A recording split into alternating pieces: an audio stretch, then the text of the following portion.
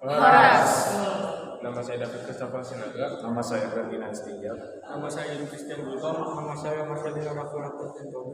Nama saya Cindy Claudia Simanjuntak. Nama saya Laura Nomi Siregar. Kami pelajar katekisasi di tahun ajaran 2023 HKBP Cibitung, Resort Solo Gracia Cibitung akan mempresentasikan doa yang diajarkan Tuhan Yesus Kristus, yaitu doa Bapa kami. Doa yang diajarkan Tuhan Yesus. Yang pertama, pernahkah saudara berdoa? Ya, pernah. Setiap kali sebelum saya beraktivitas. Kedua, pernahkah saudara melihat dan mendengar orang yang sedang martonggo membaca mantra-mantra? Ya, pernah. Ketiga, apakah perbedaan berdoa dan martonggo? Berdoa itu berbicara kepada Allah.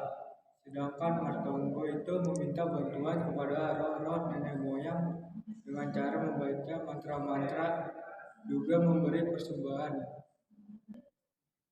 Keempat, apakah saudara pernah merasakan manfaat doa? Salah satu manfaat doa yaitu kita mendapatkan kelegaan dan ketenangan. Pembukaan Bapa kami yang di surga. Maksudnya adalah dengan kata-kata ini Allah mengajak kita supaya kita mempercayainya bahwa Dialah Bapa yang sesungguhnya dan kita anak-anaknya yang sesungguhnya. Berdasarkan hubungan ini, kita dengan segala keberanian dan keyakinan meminta kepadanya, seperti seorang anak yang dikasihi kepada Bapa yang disayangi. Mengapa Tuhan Yesus mengajar kita menyebut Bapa kepada Allah? Sebab kita benar-benar anak Allah di dalam Yesus Kristus dan Roh Kudus. Mengapa kita menyebut Bapa kami dan bukan Bapakku? Agar kita tetap mendoakan sesama kita, bukan hanya diri kita sendiri, sebab kita semua adalah anak-anak Tuhan. Mengapa Yesus mengajarkan kepada kita Bapa kami yang ada di sorga? Untuk mengingatkan kita akan kebesarannya, yaitu kemuliaan dan kekuasaannya yang mengatakan segala sesuatu. Permintaan pertama, dikuduskanlah namamu. Maksudnya adalah, sesungguhnya nama Allah itu sendiri kudus. Tetapi kita meminta di dalam doa, supaya namanya juga kudus dalam kehidupan kita.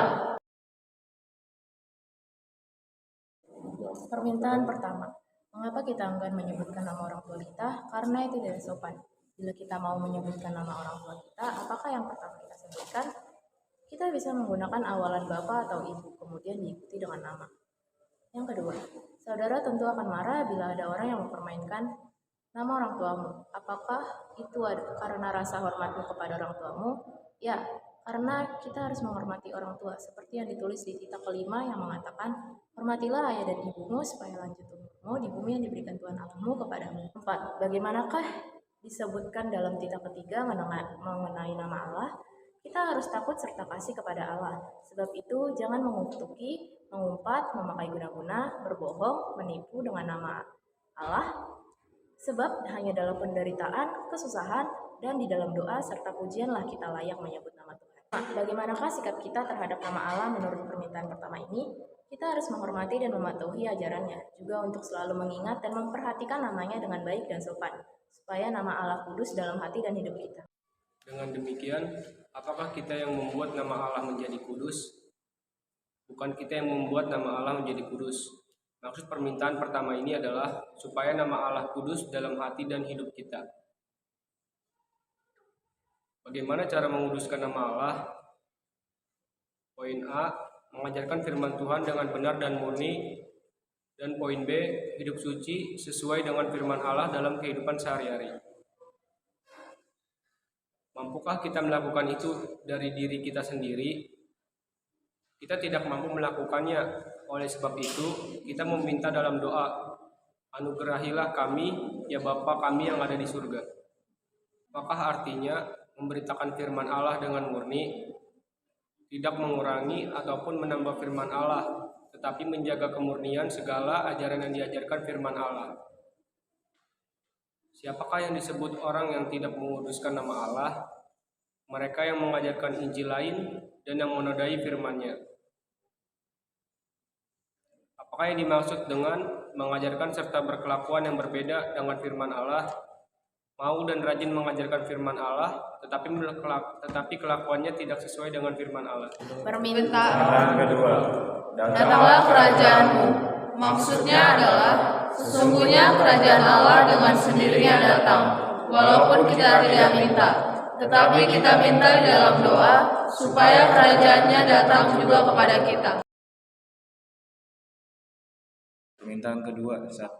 Banyak kuasa yang menguasai hati manusia di dunia ini, misalnya uang, kekafiran, morfin, dan alkohol.